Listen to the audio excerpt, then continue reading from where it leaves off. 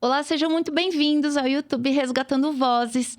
E eu sou a Adriana Bertanha, conduzo esse projeto que é da Luz. Aqui a gente traz as mensagens de paz, de amor e também uma mensagem que te direcione. Aí o seu coração que tá tão estressado ou abalado com alguma coisa. E aqui a gente traz esse direcionamento na medida do possível e expandir a sua consciência para que você consiga abrir os seus caminhos com leveza e com total liberdade.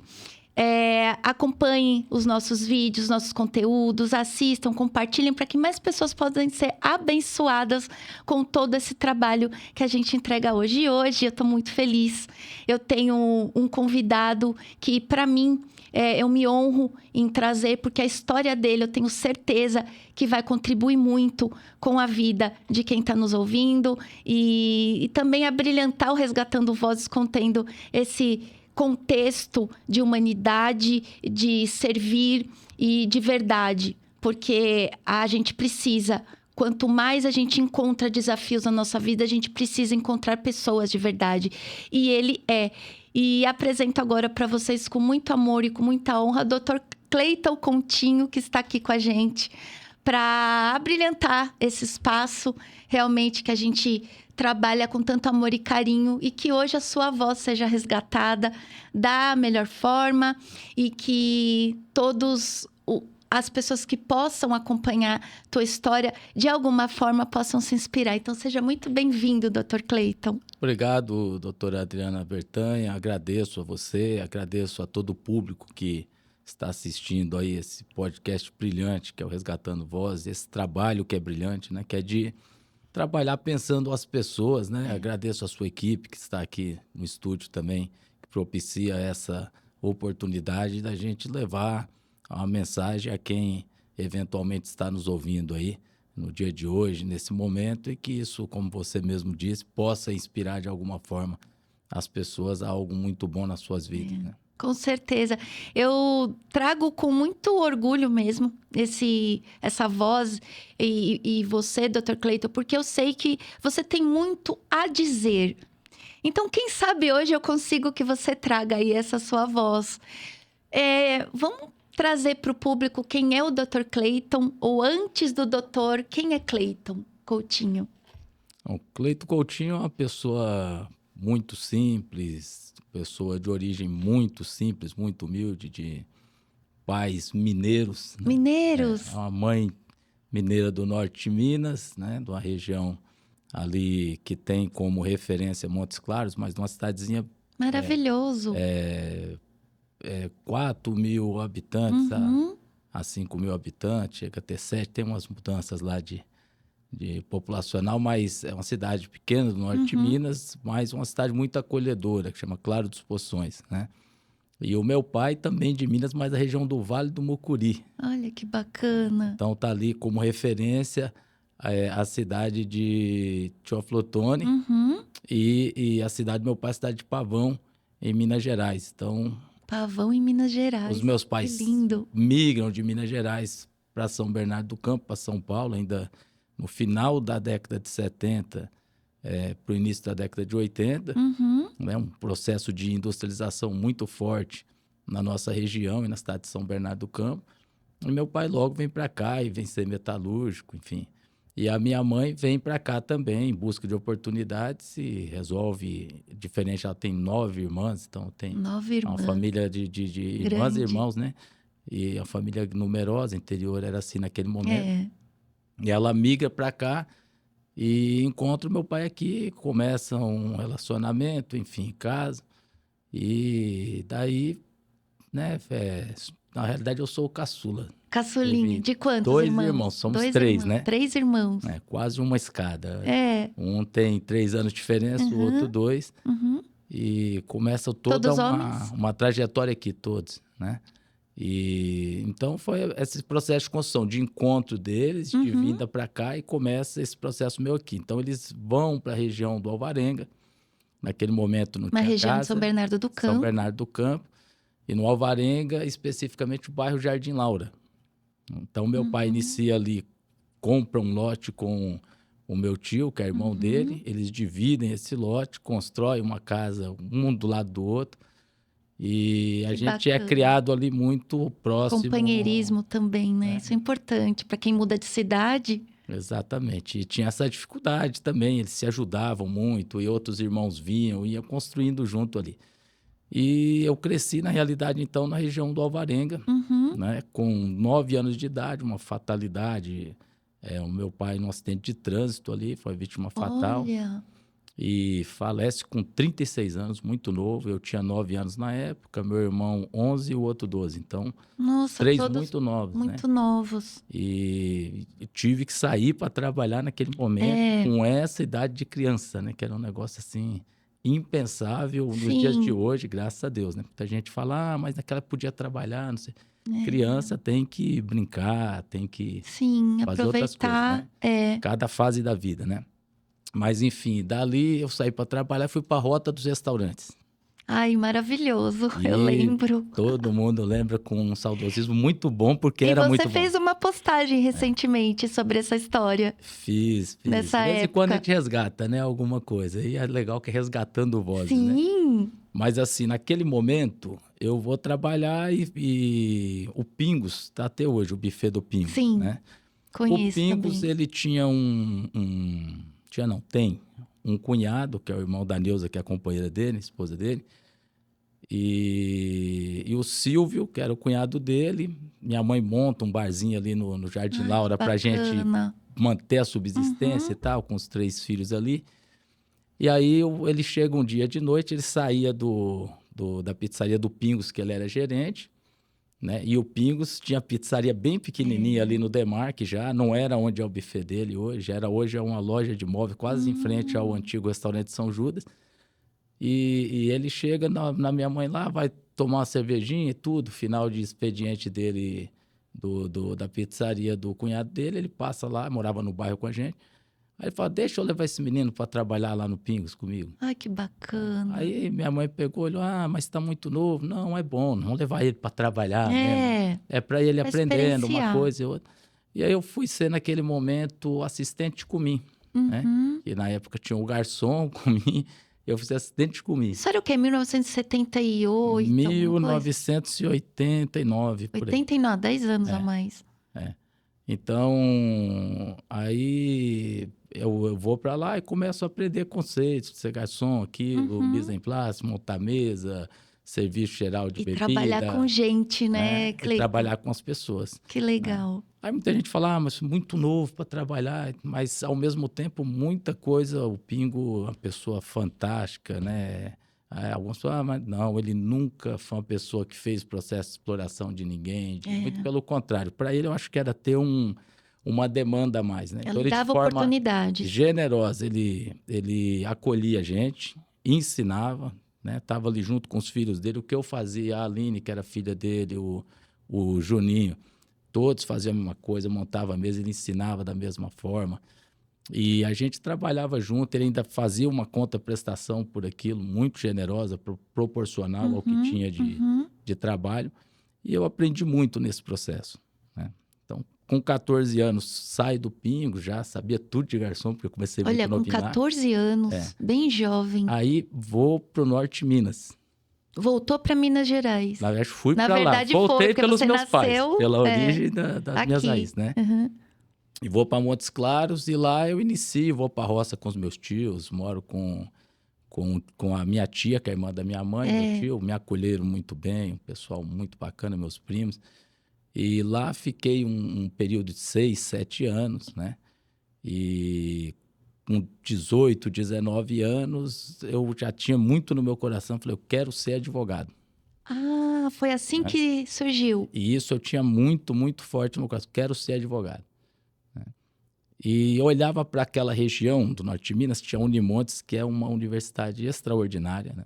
Hoje a minha sobrinha está estudando lá, inclusive, Uhum. Direito, né? Mas eu olhava e falava, pô, não tem condição de passar no vestibular da Unimontes. É uma universidade estadual, Olha. muita concorrência, né? E eu não tinha nem para a roça, voltava, estudando, com a situação. Eu falava, não tenho condição de passar no vestibular aqui. Eu falava, vou para São Paulo de novo para tentar minha vida. E retorno para Foi cá. assim que você retornou, Aí eu com essa retorno decisão. sozinho, minha família está toda lá, eu Uhum. volto e venho para o Jardim Laura e começo de novo. Começo no quê? No que eu sabia fazer. Sim. Sim. Vou ser garçom. Aí você buscou Né? se relacionar com essas pessoas que você já conhecia, Que isso? já conhecia. Aí fui ser garçom no Florestal. Sim. Então eu voltei, mas tinha portas no Pingo, mas fui pro Florestal. Fui ser garçom, tinha aí 18 anos. Isso que é importante, não fechar as portas, né, Dr. Cleiton? Tinha 18 para 19 anos e fui para lá. E o Florestal era, assim, um sucesso. Mas né, era... em São Bernardo do Campo era um restaurante extraordinário. um ponto maravilhoso. E trabalhando muito ali, jornadas bem exaustivas, né? Até postagem que você viu era do 6x1. Eu vi! Né? Era do 6x1. Mas era ali a jornada que tinha. Mas era jovem, né, Cleiton? E já dava a gente estava nós estávamos no processo ali de formação ainda, muito jovem.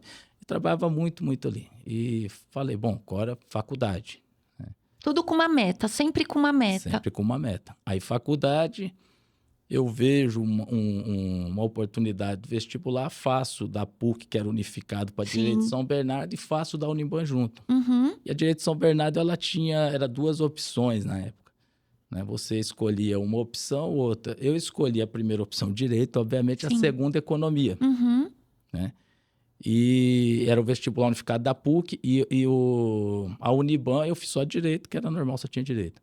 Passei na Uniban, fiquei na lista de espera da Direito de São Bernardo e fui chamado para Economia. Que maravilha! Só que balancei para Economia, falei, não quero fazer Direito.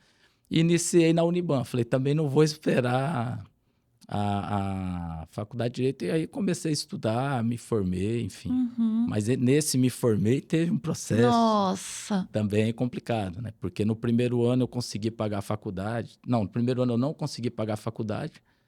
Comecei a estudar, as notas todas muito boas, mas não conseguia pagar. A provisão sempre ali caminhando com você.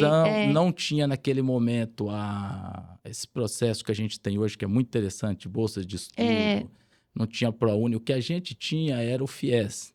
Sim. Mas, de forma muito interessante, o meu pagamento, ele era, assim, R$100 a mais do que o valor que permitia o FIES. Puxa. Então, eu não conseguia financiamento estudantil. Uhum. E aí, eu tive que ficar sem estudar.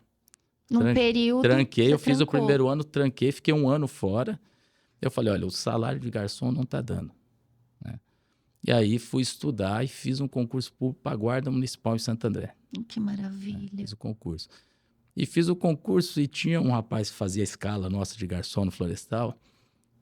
E ele falava assim... Eu falei, olha, eu preciso nesse domingo, e domingo é um dia no restaurante. Nossa, era assim. Esse domingo eu preciso fazer uma prova de um concurso. Tá? Concurso? Que concurso? Não, fazer um concurso de direito, assim, da GCM e tal. GCM. Ele falou assim, ô Cleiton, você é maluco, você inventou um negócio de ser advogado. Né? Onde que já se viu o garçom ser advogado? Aí já vem as críticas, né? Aí depois, na sequência, ele falou bem assim, agora você me inventa um negócio de fazer concurso público. Inventa. Que advogado já fez concurso público, né? Aí eu peguei e falei para ele assim, olha, eu vou fazer, ué. Né? Eu fiz para direito, passei, comecei a fazer. Mas você parou, porque você vê, não dá. Aí você bancou sua decisão. Né? E fui lá fazer o concurso. Aí passei no concurso, estudei, preparei, passei em 6º lugar no concurso. Olha que maravilha. Quando ele viu, aí peguei o jornal diário, saiu a publicação no Diário do Grande ABC. Quando ele viu, eu falei, aqui, ó, passei e tal. Ele, não, deixa eu ver, passou. Falei, passei. Resistente. Mas não era porque... Ele olhava aqui e falava, você é maluco, né? E passei, fui lá, fiz, enfim, a formação da guarda. Fui guarda por 9 anos, né? Aí já retomei minha faculdade, porque melhorou minha condição financeira e tudo. E consegui estudar até o final. Fiz o exame da ordem, fui aprovado no exame da ordem. Você vê como as decisões são importantes também. Exatamente. Porque são vozes que criticam, é a situação financeira que pega e você conseguiu driblar tudo isso com esse poder seu interior, né? Essa força que você teve de decisão. E também, muitas vezes, as pessoas mais velhas, elas tendem a resistir e falar, que loucura é isso que você vai fazer. E naquela época isso não te pegou. Então, isso que é importante a gente trazer aqui também, que nada do que falam ou que nos colocam ou julgam faz a gente parar. Pelo contrário, aí que você foi que nem um foguete. né? Conseguiu. E não poderia desanimar, né? Você tem que ir lutando e tentando. Então, e também eu diria que o universo ele conspira a favor. Com certeza. Quando você busca, você tem uma meta, você quer muito alguma coisa, você tem grandes chances de você conseguir progredir nisso, né? E foi isso que eu fiz. Fui adiante e consegui a minha formação, consegui ser aprovado no exame da ordem, né? Fez algum curso anterior ou não? Você já foi aprovado Não, direto? eu aprovei na primeira fase e na segunda eu fiz o curso do ProOrdem, com o professor Marcos. Ele é muito responsável abraço pela... pra ele. um abraço pro Marcão. Que bacana. Ele é muito responsável pela minha aprovação na ordem. Fez trabalha direito com do muito trabalho. amor também. Não, ele é um profissional extraordinário, né? E, enfim, fui aprovado no exame da ordem e essa coisa também da gente estar preparado em condições de... Na sequência da minha aprovação, o Benedito Mariano é chamado secretário de Segurança de São Bernardo e me convida para vir para a corregedoria da secretaria. Foi da assim Guarda que Municipal. começou essa parte sua mais abrangente na política. Na realidade, isso é uma outra história. Mas vamos falar. Mas o Benedito me convida a partir do que, na realidade? Porque eu sou guarda municipal em Santo André. E aí abriu essa oportunidade. E abriu essa oportunidade, ele precisava de uma pessoa formada em Direito com a AB e ele tem uma linha de pensamento, é um doutrinador da segurança pública, já fez vários programas de governo. Inclusive, mandar um abraço para o Benedito Mariano, que agora ele acaba de assumir o escritório antifacção do governo federal no estado de São Paulo. Ele está coordenando esse projeto, foi secretário Muito da capital, importante. foi ouvidor das polícias, enfim. E o Benedito me convida, eu fiquei surpreso. Ou seja, um mestre para você. Um professor, literalmente, né? Tem uma formação em sociologia muito sólida, dá aula para o curso de Direito, né? na área de Sociologia. E me convida, eu fiquei surpreso naquele momento, né? Mas fiquei, assim, um pouco inseguro, né? Porque eu falei, nossa, nunca presidi uma comissão de inquérito, como será isso e tal. E fui, né? Mas fui buscar o aperfeiçoamento. Claro. Então, na sequência, eu vou para o UFABC, curso uma especialização em gestão pública, com ênfase em gestão municipal, né?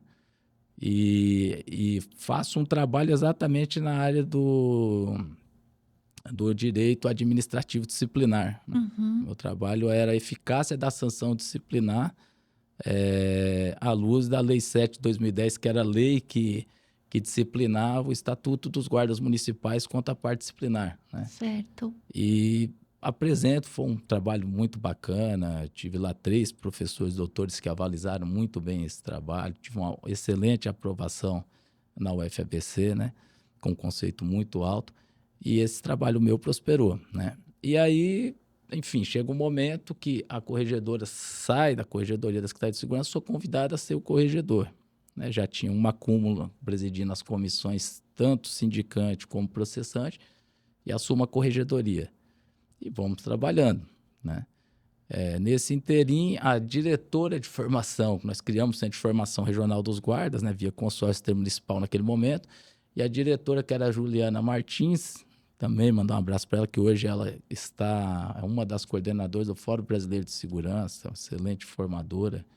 Que maravilha. Ela sai para fazer um doutorado em Londres, e o Benedito me chama e fala, olha, vai acumular as funções da Secretaria de Segurança da Corregedoria como corregedor, ouvidor e diretor de formação até eu encontrar uma pessoa que tenha tal capacidade da Juliana para assumir.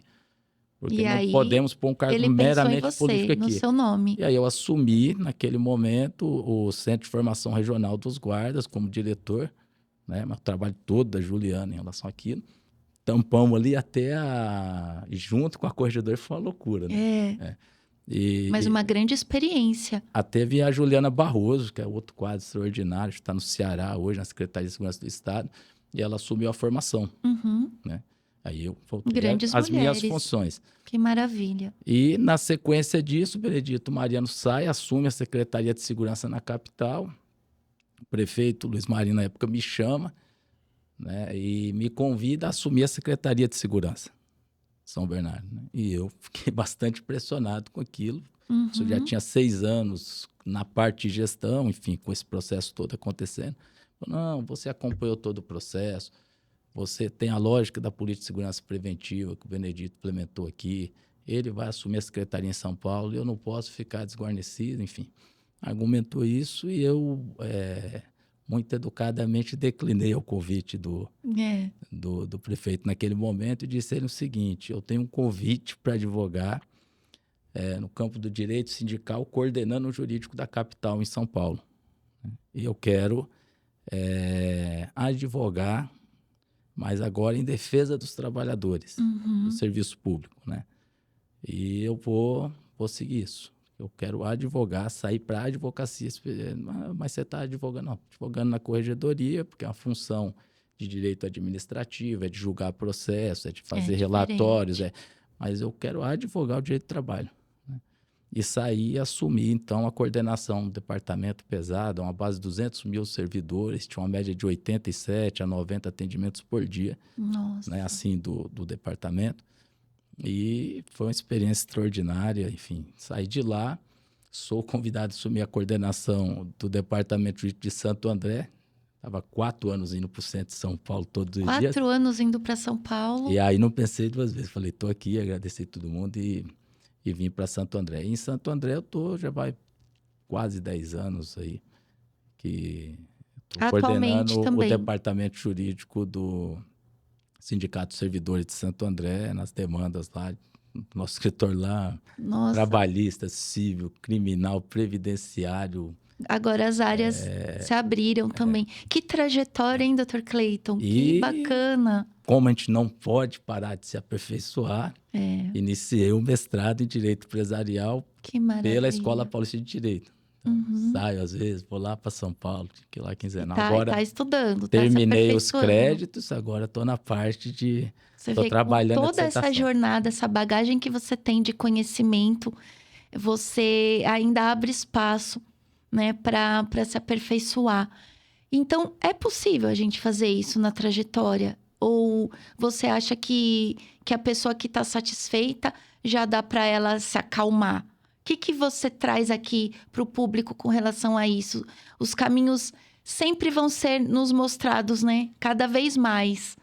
Mas qual que é a sua sugestão aqui para o público? Aqueles que estão em dúvida ou aqueles que... não, mas tá bom aqui para mim. O Dr. Cleiton, o que ele faria? Eu acho assim, Idri, tem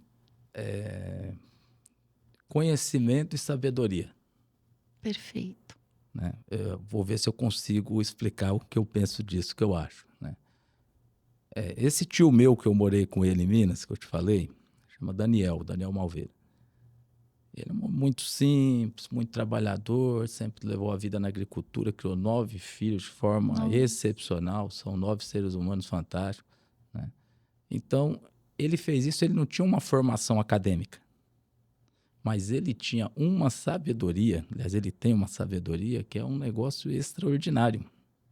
Extraordinário. Qualquer assunto que você discutir com ele, a vivência, a capacidade dele do que ele foi acumulando pela experiência, pelo lado empírico, ele colocou isso.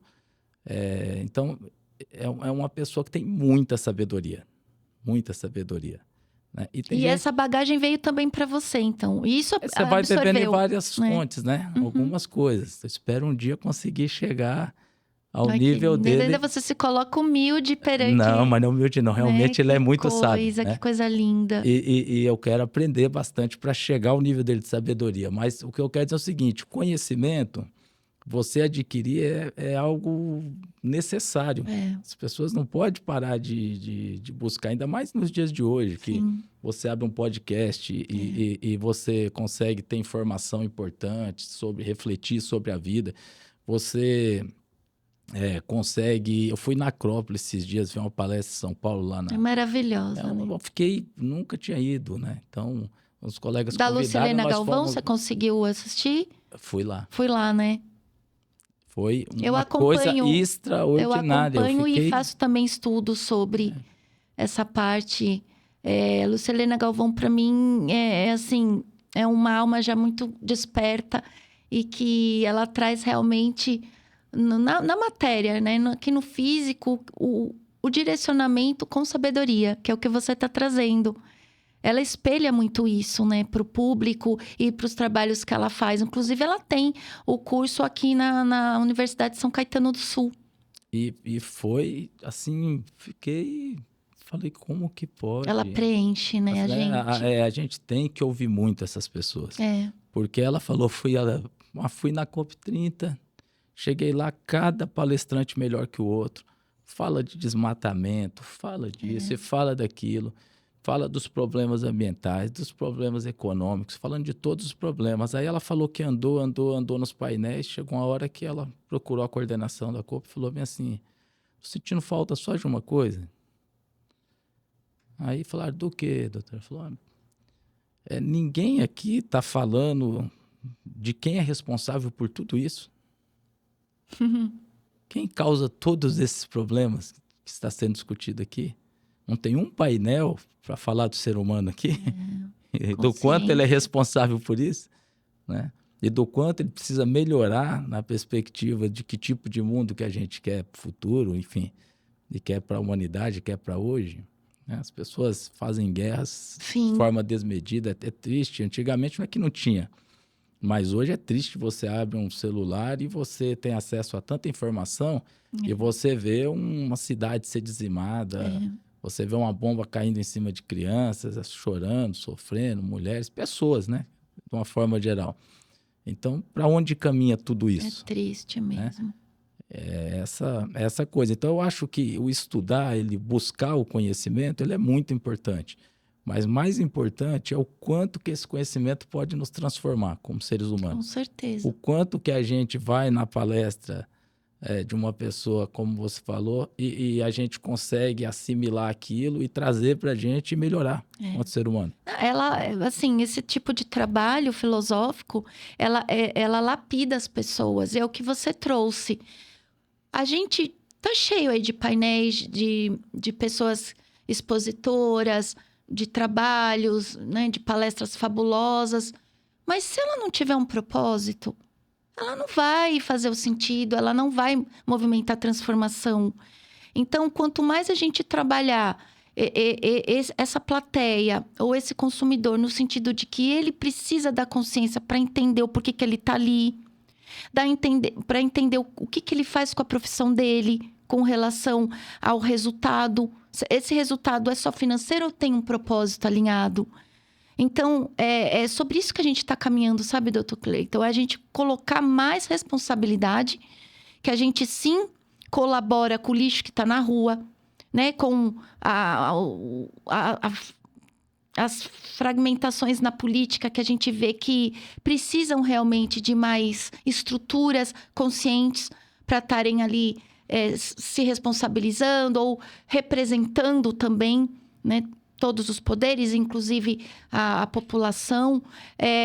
E isso tem um déficit. Por quê? Porque a gente não tem consciência ainda dos nossos atos e das nossas obrigações.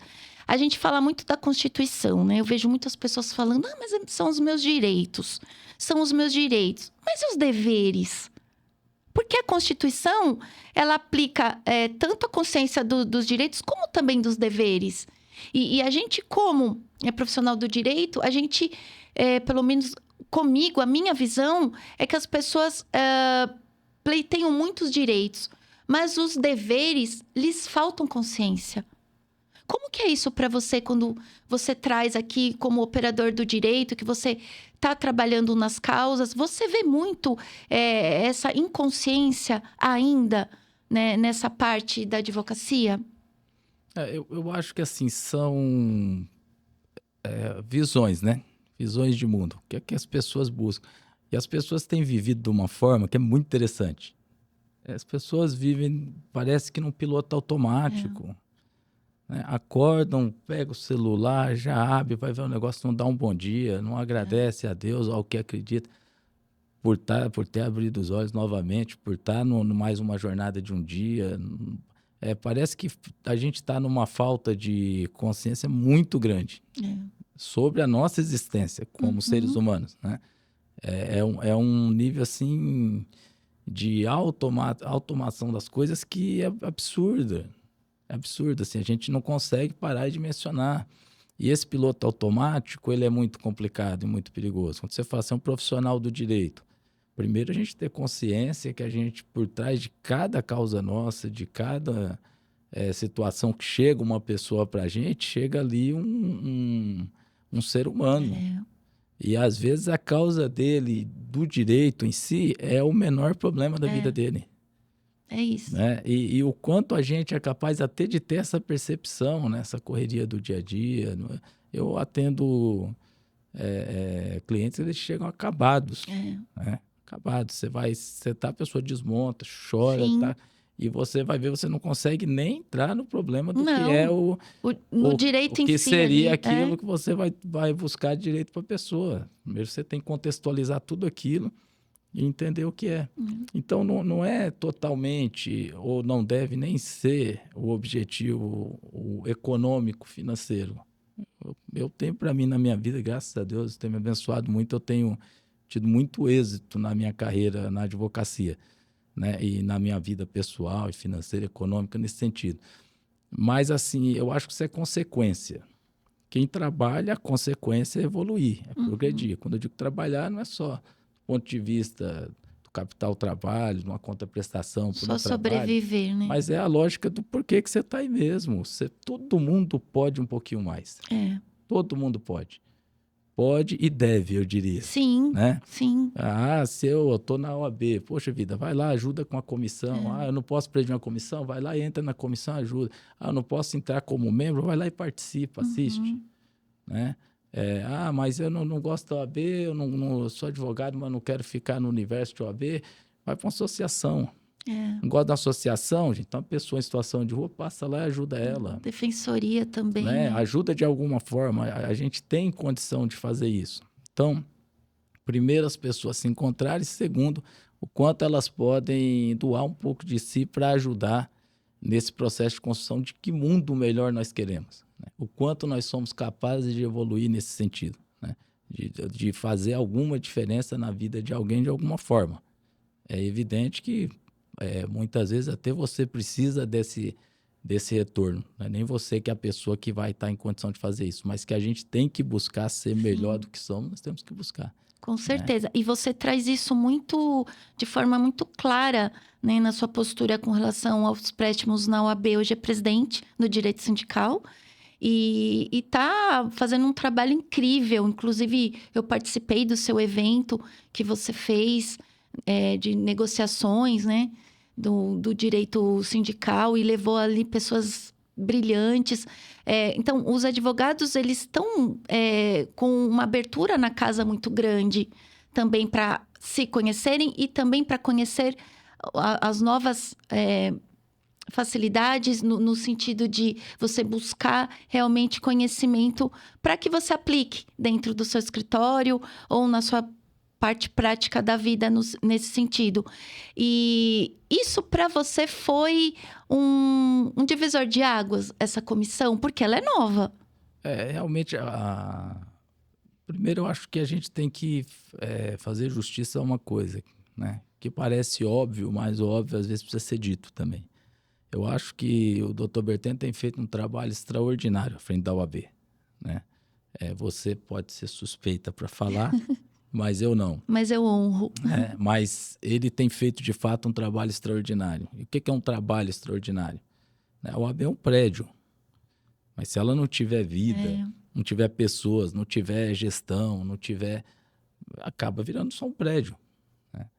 E o Dr. Bertani tem tido uma capacidade de escuta, tem tido uma capacidade de unidade, de entender que a advocacia ela é maior do que os problemas internos políticos, do que as diferenças que eventualmente as pessoas tenham, e construir com o conjunto da advocacia, que é algo extraordinário.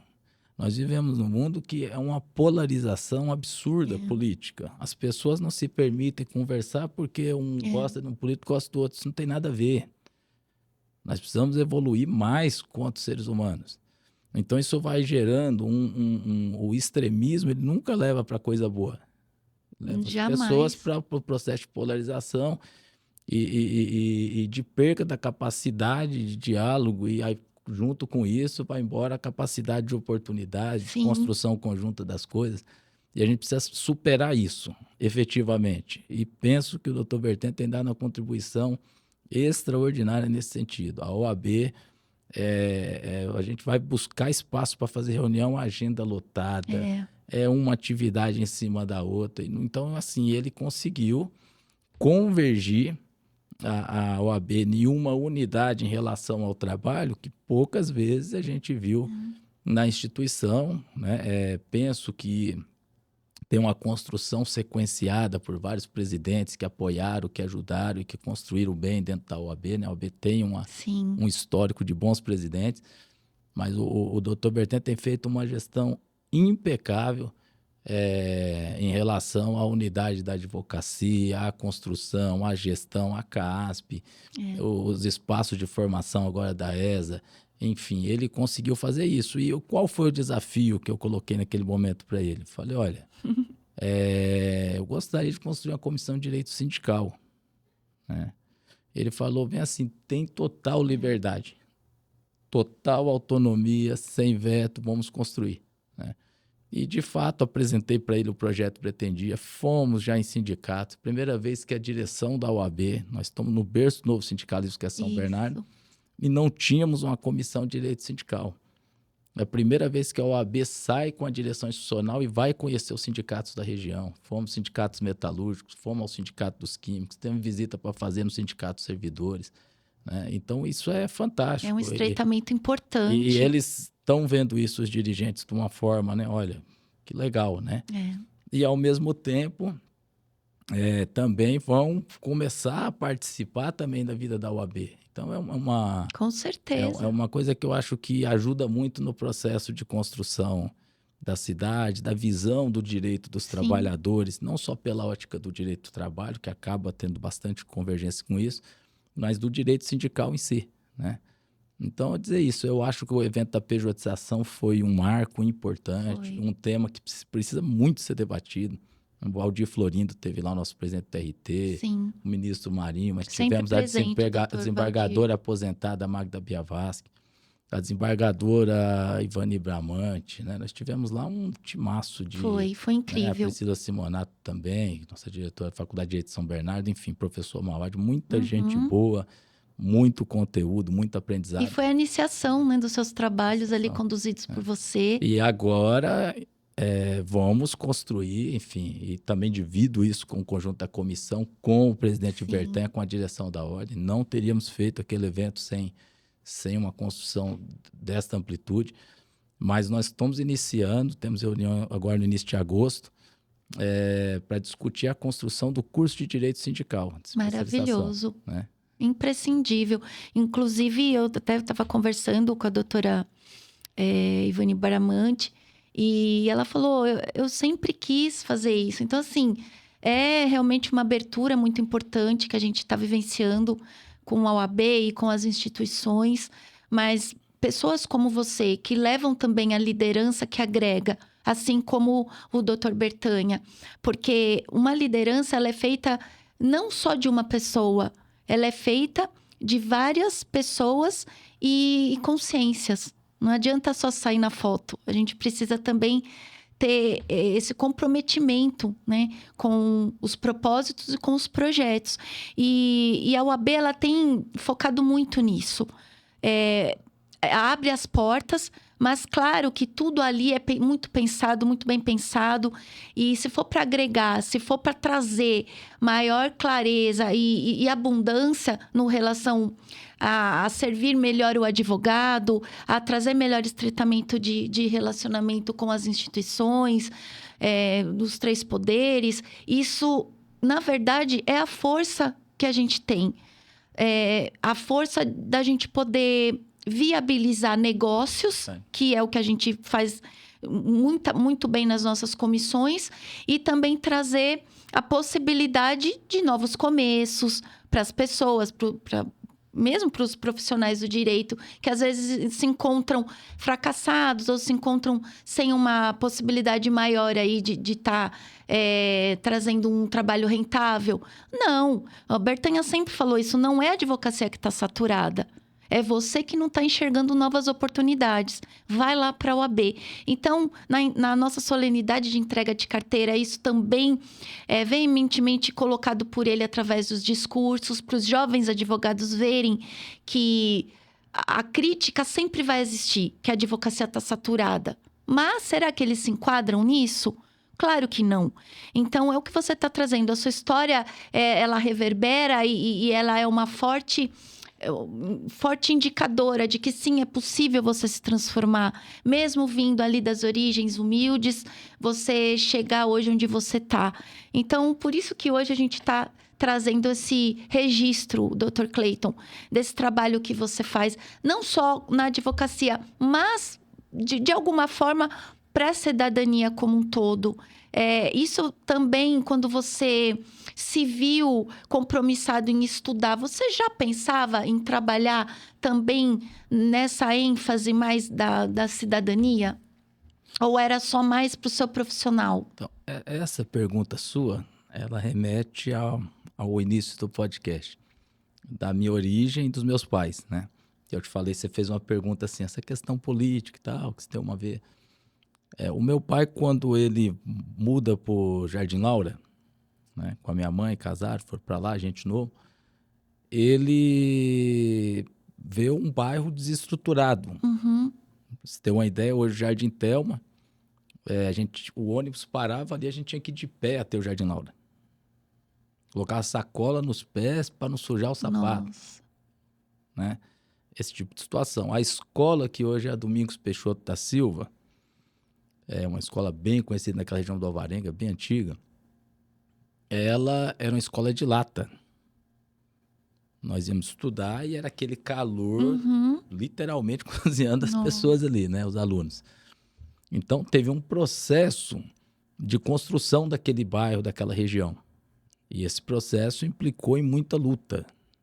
Então, o que meu pai faz? Ele era católico, então ele se reúne com a igreja, funda uma sociedade de amigos de bairro, que está lá até hoje. E, com o apoio do padre, com o apoio da comunidade, começa a imprimir essas lutas. Precisamos de asfalto. Então, o prefeito de 1982, não me falha a memória, o Aron Galante, fez muita coisa por aquela região. Pavimentação, água, luz, asfalto. Nós estamos falando dessa situação. Uma situação que você não tinha a condição básica de subsistência de uma região. Né? E isso evolui.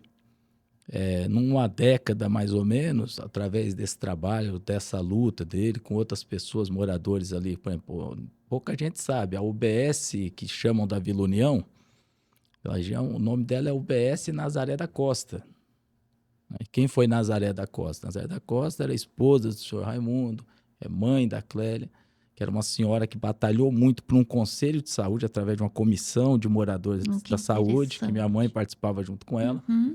E eles brigaram tanto, foram lá tanto, tinha as paciências do prefeito, que chegou um momento que falou, vamos fazer uma UBS lá. Olha que bacana. Aí ele homenagearam ela, porque ela faleceu na sequência e colocaram o nome. Então, isso tem uma razão, né? Sim. E é uma pessoa local, poderia ser qualquer pessoa. Um cidadão. Exatamente. E meu pai, quando falece muito novo, já tinha um legado de todo esse processo de construção.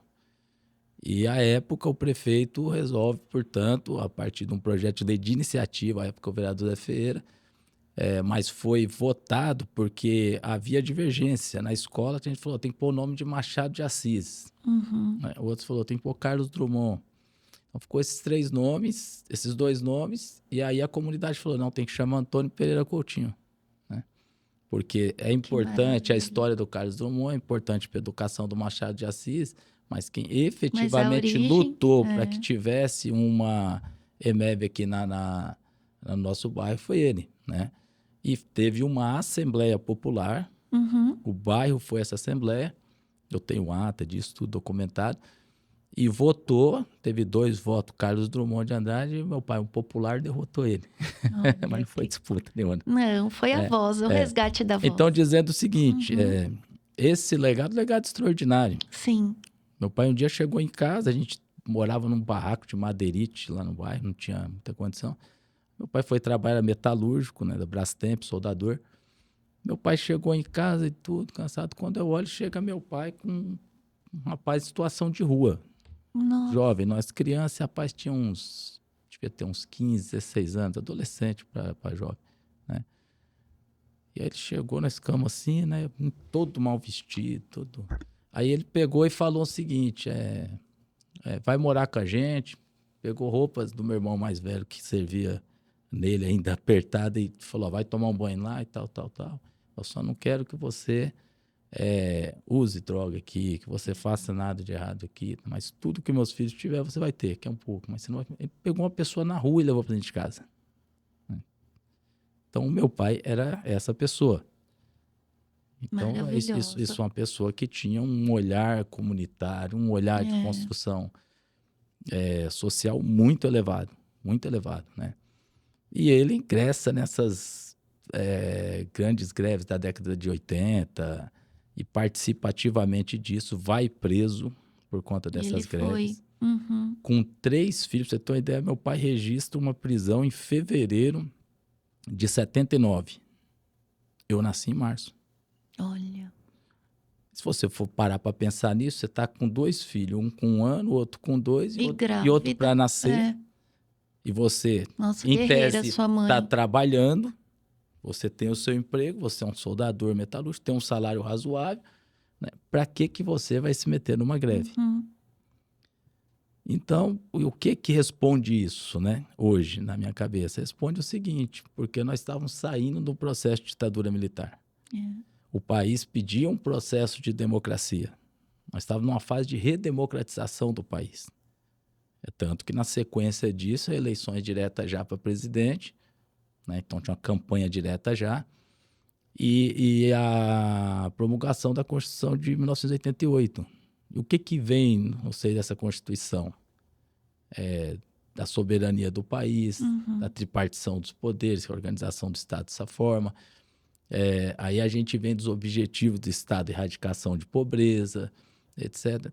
Aí sempre direitos, ato histórico, seu pai já tinha consciência direitos disso. fundamentais, igualdade de homens e mulheres, livre manifestação de pensamento, né? Enfim, todo o artigo 5º, que é uma coisa extraordinária, o artigo 6º dos direitos sociais, o artigo 7º do direito trabalhista, o artigo 8º do direito sindical, enfim. Todo esse processo da Constituição Federal, qual é a base de contribuição dela? Chamada Constituição Cidadã, um verdadeiro pacto civilizatório, né? Ela é uma base de construção dessa massa que foi para a rua, se propôs ser preso, se propôs enfrentar um regime ditatorial para falar, chega, né, nós queremos um outro modelo de mundo, um outro modelo de país, e as pessoas se colocavam dessa forma, né? Então, é uma geração extraordinária. Sim. Extraordinária. Essas pessoas fizeram uma diferença, e não estou falando dos notáveis que se destacaram, que eventualmente se tornaram grandes expoentes na política, que são importantes, porque nós estamos falando de Ulisses Guimarães, a Constituição do Ulisses, do próprio presidente Lula na época, do Leonel Brizola. Tem muitas pessoas que se dedicaram, independente das legendas políticas, mas pela liderança e pelo que queriam ali uma Constituição que, de fato, ela fosse expressão da nossa sociedade. Está aí, né? 40 e tantos anos depois. E seu pai bravamente ali compondo essa estrutura. E essas prisões dele, não foi uma, foi 2, 3. Depois eu achei 4º Comar mandou lista identificando ele como subversivo naquele momento, né? E depois ele foi considerado anistiado político pós-mortem. Eu entrei com a ação dele, né? Teve um pedido formal de desculpas do Estado brasileiro. Olha, que bacana. Por todo esse processo, e não consta dos cadastros dele esse tipo de prisão por e foi você que promoveu supostos crimes, essa né? ação. Eu fui junto com a minha mãe à época ainda, né? E através da Associação dos Metalúrgicos Anistiados e Anistianos do ABC, né? Esse processo. Então, foi um julgamento histórico com 39 nomes que participaram ativamente. Tinha juízes de cerca de 8 ou 9 estados da federação, e foi um julgamento bem bonito, porque foi um resgate de todo esse processo histórico, né? Então, essas coisas que não tem como você, vindo de um pai assim, a minha mãe extremamente guerreira. É verdade. E você não não ter um viés disso. Então, isso cresceu com a gente, né? Com certeza. E isso reverbera realmente no seu poder de ação e na sua prática mesmo com as pessoas. Porque quem te conhece sabe que você é bem assim. É uma pessoa íntegra, uma pessoa de verdade. E uma pessoa que também põe a mão na massa, sempre. Né? Não adianta você... É o que eu falei aqui. Você explanar, você falar e ficar coordenando, né? Ficar manipulando, talvez esse não seja o termo, mas ficar esperando que algo aconteça. Eu acredito muito que o Brasil ele precisa ainda mudar nesse sentido. A população ela precisa ganhar essa massa, sabe, de consciência, para que sim a gente pode fazer através do nosso pouco, mas que é muito, que é o que você está trazendo.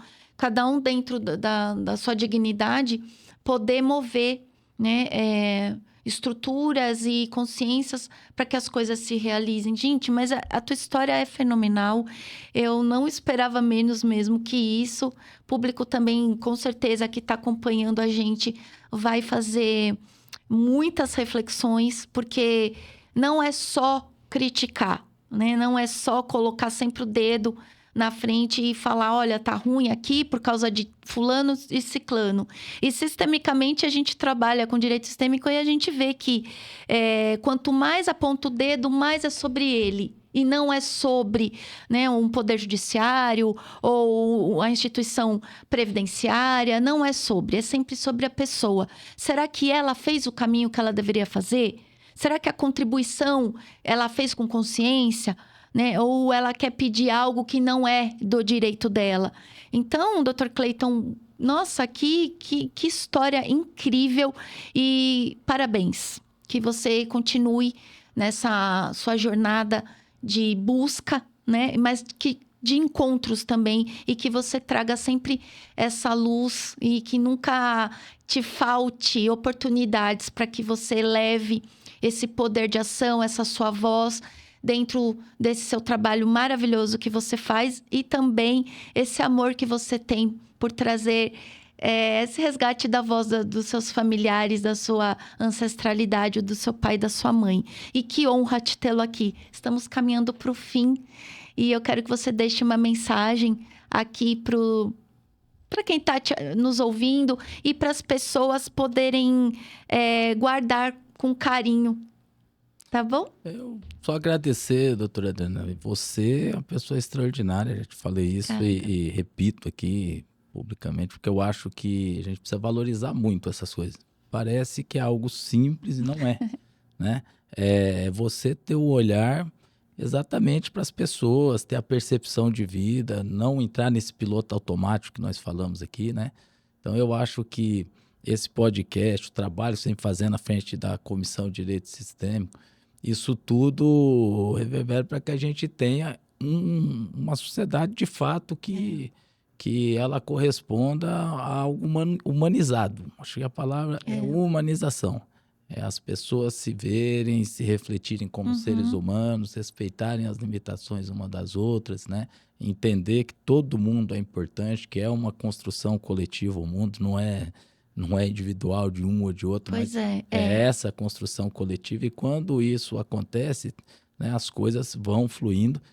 Então, até nessa palestra da Galvão, ela fala bastante disso. Assim, ó, o universo está tudo certo. Sim. Ele está lá, está tudo bem. As pessoas precisam entender que tem... E todo mundo que se aproxima de alguém tem um porquê. Sim. Tem uma razão, tem um...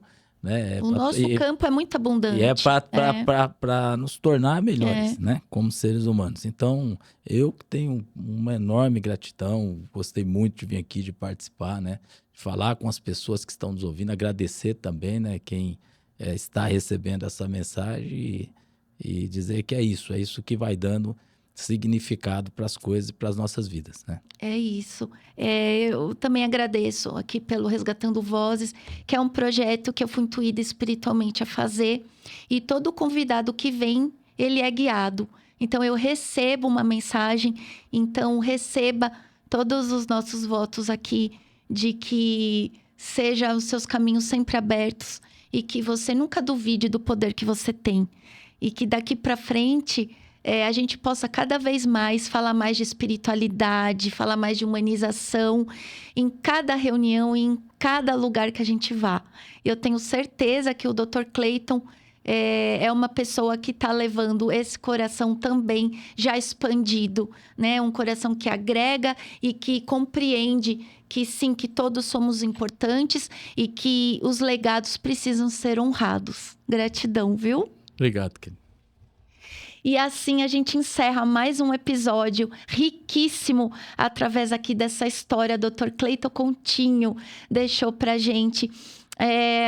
Lógico, a gente trabalha com a consciência, com a expansão das nossas jornadas, e aqui a gente traz vitórias também. Então, que você se encaixe numa dessas narrativas e que você possa também trazer essa vitória para dentro da sua casa, assim como essa história trouxe para nós. Quiser acompanhar também os meus trabalhos, que eu também faço trabalhos de alinhamento energético e espiritual, ali no @desenhedeus, você pode estar buscando o que você precisa. E o @cortes resgatando vozes são os cortes que nós fazemos especiais das mensagens que são trazidas aqui pelos nossos convidados.